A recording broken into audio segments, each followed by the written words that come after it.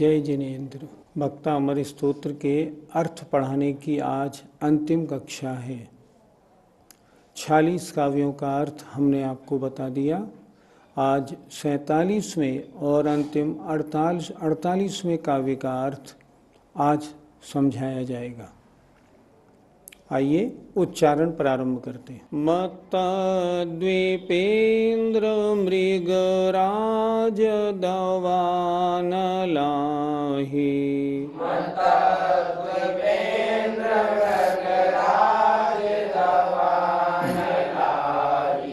संग्राम वारिधि महोदर बंधनोत्थम,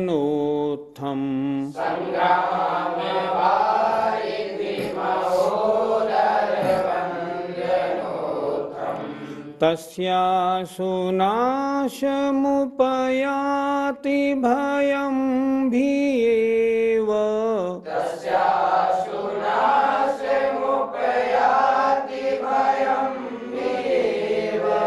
यस्तावकंस्तवमिमं मतिमानधीते।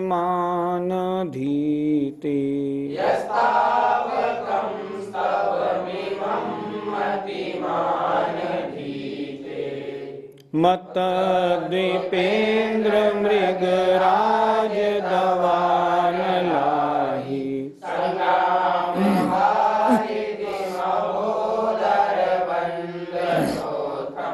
तस्यासु नाशमुपयाति भयं भीयेव, यस्तावकंस्तवमिमं मतिमानधीते। भक्तामृत स्तोत्र के इन अंतिम काव्यों में ये बताया गया कि भय संसार में कितने प्रकार के होते हैं। 8 प्रकार के। और इन 8 प्रकार के भयों से अगर किसी को दूर रहना है तो उसे निरंतर प्रभु ईश्वरन भगवत भक्ति में लगा रहना चाहिए। ये 47वें नंबर का काव्य उन 8 भयों को बता के एक संकलन रूप से ये काव्य आचार्य ने लिखा है, जिसमें 8 भयों का वर्णन किया है। देखें जरा। तावकम आपके, तावकम ये नीचे वाला, ये तावकम। अधीते पढ़ता है, अधीते। मत्त द्वीपेन्द्र मत्त हाथी। अहि दवानल, इसमें से अहि, अहि माने सर्प। भिया एव, भिएव इसका संधि विच्छेद, भिया एव डर कर ही मानो। आशु नाशम, आशु शीघ्रता से, नाश माने विनाश को। उपयाति प्राप्त होता है, उपयाति प्राप्त हो जाते हैं। अब देखें 8 प्रकार के डर कौन से। मत्त द्वीपेन्द्र मतवाला हाथी, मृगराज सिंह, दवानल जंगल की अग्नि, अहि माने सर्प, संग्राम युद्ध, वारिधि समुद्र, महोदर जलोदर आदि रोग, और बंधन कारागार आदि का बंधन। 8 प्रकार के भय संसार में ऐसे हैं जिनसे सब प्राणी बड़े दुखी और बड़े व्यथित रहते हैं। एक बार फिर देखो। मतवाला हाथी, मृगराज माने सिंह, दवानल जंगल की अग्नि, अहि माने सर्प, संग्राम माने युद्ध, वारिधि माने समुद्र, महोदर माने जलोदर आदि रोग, और बंधन कारागार आदि का बंधन। इससे उत्पन्न, बंधनोत्थम इनसे उत्पन्न, भयम भय, तस्य उसके, उस जीव के, आशु माने शीघ्र ही, नाशम नाश को प्राप्त हो जाते हैं। 8 प्रकार के जो भय बताए गए, ये भय उस जीव के शीघ्र ही, तस्य माने उस जीव के, आशु माने शीघ्र ही, नाशम नाश को प्राप्त हो जाते हैं। कैसे? भिया इव, डर कर ही मानो। ये भय जो 8 प्रकार के भय हैं, भगवान के भक्त के पास आते ही नहीं।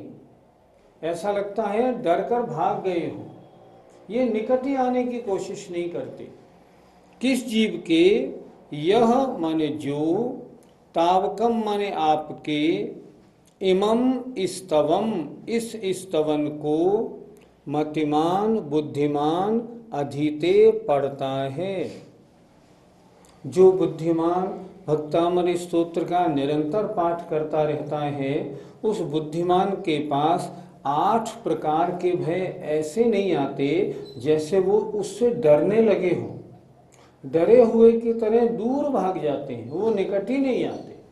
फिर एक बार देखें, यह तावकम, जो स्तावकम माने स्तवन करने वाला, तावकम माने आपके, जो आपके, इमम स्तवम इस स्तवन को, बुद्धिमान पढ़ता है, उसके, तस्य उसके, मतवाले हाथी, सिंह, अग्नि, सर्प, युद्ध, समुद्र और जलोदर आदि रोग और बंधन संबंधी डर, डरे हुए की तरह नाशम नाश को उपयाति प्राप्त हो जाते हैं। फिर देखिए एक बार अच्छी तरह से, यह तावकम जो आपके, इमम स्तवम इस स्तवन को, बुद्धिमान पढ़ता है, उस बुद्धिमान के, तस्य माने उसके, ये 8 प्रकार के भय, हाथी संबंधी, सिंह संबंधी, अग्नि संबंधी, सर्प संबंधी, युद्ध, समुद्र, जलोदर आदि रोग और कारागार आदि बंधन से उत्पन्न डर, डरे हुए की तरह आशु माने शीघ्र ही नाश को प्राप्त हो जाते हैं। अर्थात जो भगवान की भक्ति इस भक्तामृत स्तोत्र को पढ़ के करता है, उसके पास 8 प्रकार के भय आते ही नहीं।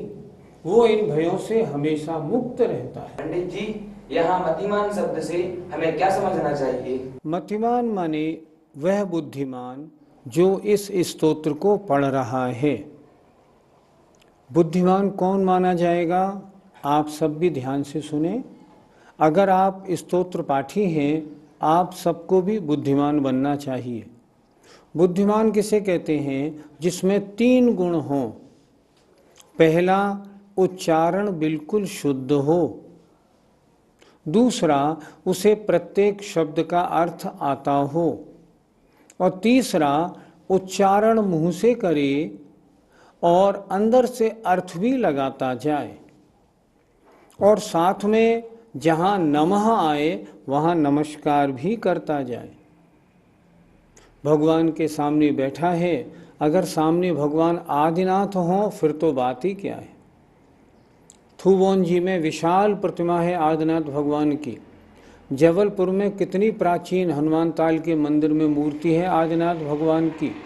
अगर ऐसी कोई भगवान की मूर्ति सामने हो और फिर अगर स्तोत्र का पाठ किया जाए, शुद्ध उच्चारण, एक एक शब्द का अर्थ लगा के और उच्चारण के साथ अर्थ और क्रिया जोड़ के, पुण्य का क्या कहना। इतना पुण्य उसके बंधेगा जो ये संकट आएंगे ही नहीं। तो यहाँ आचार्य का यही कहने का तात्पर्य है, जो बुद्धिमान अर्थात इन तीनों प्रकार से शुद्ध अर्थ, शुद्ध शब्द और मन से शारीरिक क्रिया सहित इस स्तोत्र का पाठ करता है, उसको ये 8 प्रकार के भय अथवा और भी अन्य प्रकार के भय जीवन में कभी नहीं सताते। वह जीवन में निरंतर सुखी और समृद्धता को प्राप्त होता है। पंडित जी, इस स्तोत्र का पाठ कब किया जाए?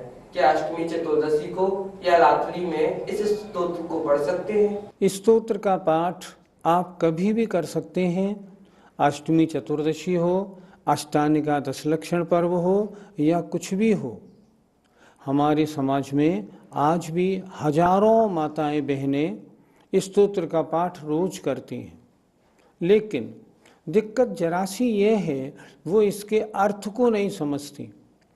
जब तक अर्थ नहीं समझ में आता है तब तक भाव नहीं बनते।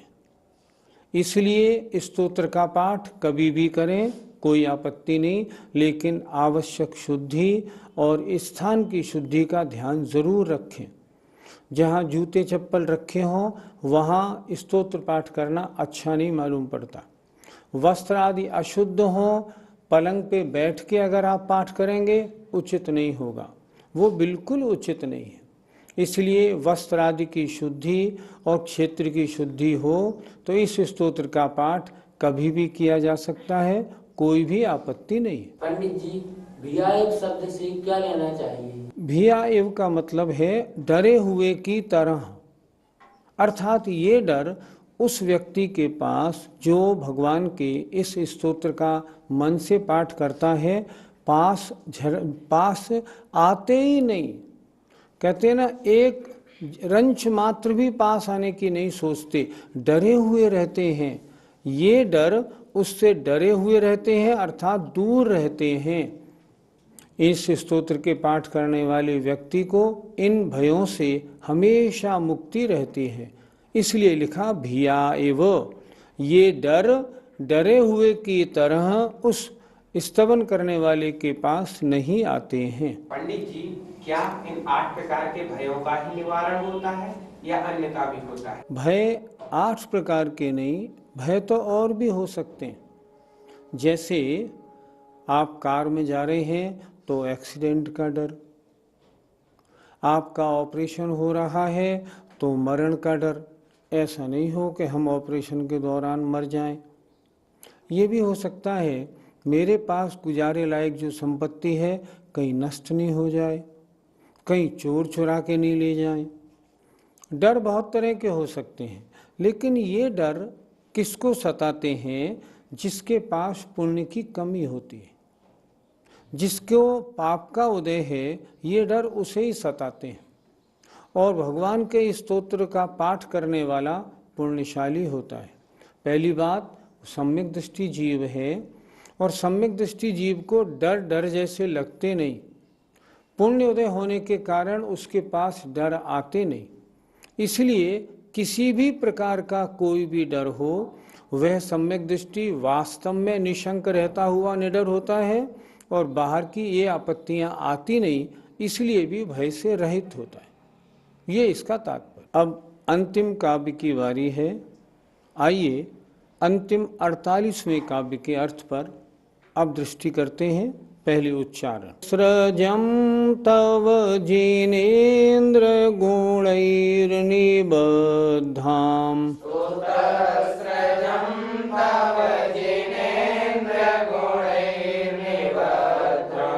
भक्त्या मया रुचिर्वर्णविचित्रपुष्पाम्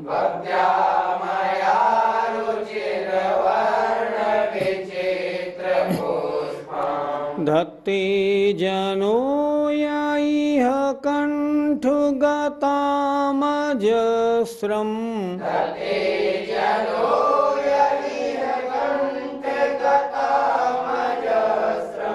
तम्मान तुङ्गमवशासमुपैति लक्ष्मीः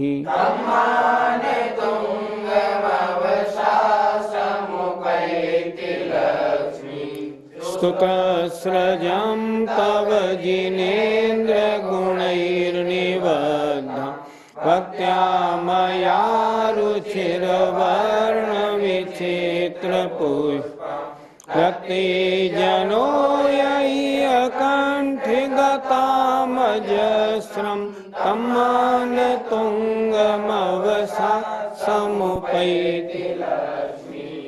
भक्तामृत स्तोत्र का आज सुखपूर्वक समापन हम लोग कर रहे हैं। अंतिम काव्य है, इसके अर्थ को देखते हैं। पहले कड़े शब्द देखें। निबद्धाम रची गई निबद्धम, रुचिर वर्ण सुंदर वर्ण रूपी, स्तोत्र सृजम स्तोत्र सजम स्तोत्र रूपी माला को, अजस्रम हमेशा अजस्रम हमेशा निरंतर, कंठगताम धत्ते कंठगताम धत्ते कंठ में धारण करता है। देखें जरा ध्यान से, स्तोत्र सृजम स्तोत्र रूपी माला को, तव माने आपके, हे जिनेन्द्र गुणों से गूंथी गई, अर्थात हे जिनेन्द्र हे भगवान आपके गुणों से गूंथी गई रची गई इस स्तोत्र रूपी माला को इस भक्तामर स्तोत्र को, मया मेरे द्वारा मैंने भक्त्या भक्ति से, रुचिर माने सुंदर वर्ण रूपी तरह तरह के पुष्पों से गूंथा है। माला तरह तरह के फूलों से बनाई जाती है। मैंने ये जो स्तोत्र रचा है, इस स्तोत्र में मैंने क्या किया कि तरह तरह के रुचिर सुंदर वर्णों का प्रयोग किया है। हमने देखा भी आचार्य ने बड़े सुंदर सुंदर शब्दों का प्रयोग किया है। तो कह रहे हैं, हे जिनेन्द्र आपके गुणों से गूंथी गई। मैंने इस स्तोत्र में क्या किया है, आपके गुणों का ही तो वर्णन किया है कि भगवान आप हैं कैसे। आपके गुणों से गूंथी गई इस स्तोत्र रूपी माला को मैंने सुंदर वर्ण रूपी तरह तरह के पुष्पों से गूंथा है। भक्ति के कारण मैंने इसको बनाया है। नीचे देखें, यह माने जो, जनो माने मनुष्य, जो जीव, यह माने इस लोक में, अजस्रम निरंतर, इसको कंठगताम अपने कंठ में धारण करता है। माला गले में पहनी जाती है, तो इस स्तोत्र को हम गले में कैसे पहने, हम गले में ऐसे पहने। पहले तो इसको याद करें और फिर निरंतर इसका उच्चारण करें, स्मरण करें, चिंतन करें। इसका मतलब गले में धारण करना। अगर याद नहीं है तब फिर इसके अर्थ का चिंतन या उच्चारण स्मरण नहीं हो पाएगा। इसलिए पहले तो गले में धारण करना याद करें और निरंतर इसका उच्चारण स्मरण भी करते रहें। क्या लिख रहे हैं, यह जनो जो मनुष्य इस लोक में इसको निरंतर कंठगताम धत्ते अपने कंठ मतलब गले में धारण करता है। मानतुंग स्वामी कहते हैं, तम माने उस मनुष्य को, अवसा जो किसी के वश में नहीं आती, ऐसी लक्ष्मी अर्थात मोक्ष रूपी लक्ष्मी समुपैति प्राप्त होती है। भक्ति के द्वारा जीव भगवान बनता है। तो यहाँ कह रहे हैं, जो इस प्रकार भगवान का स्तवन करते हैं उनको मोक्ष लक्ष्मी प्राप्त होती है। नीचे वाली पंक्ति फिर देखें, यह माने जो मनुष्य इस लोक में इस स्तोत्र को अजस्रम निरंतर कंठगताम धत्ते अपने कंठ में धारण करता है, याद करता है, निरंतर स्मरण करता है, निरंतर चिंतन करता है। मानतुंग स्वामी कहते हैं, उस मनुष्य को अवशा जो किसी के वश में नहीं आती, ऐसी मोक्ष लक्ष्मी प्राप्त होती है। इस भक्ति का फल, अंतिम फल क्या है, सांसारिक सुख और उसके बाद फिर मोक्ष सुख। तो स्तोत्र पाठ करने वालों को वह मोक्ष लक्ष्मी प्राप्त होती है।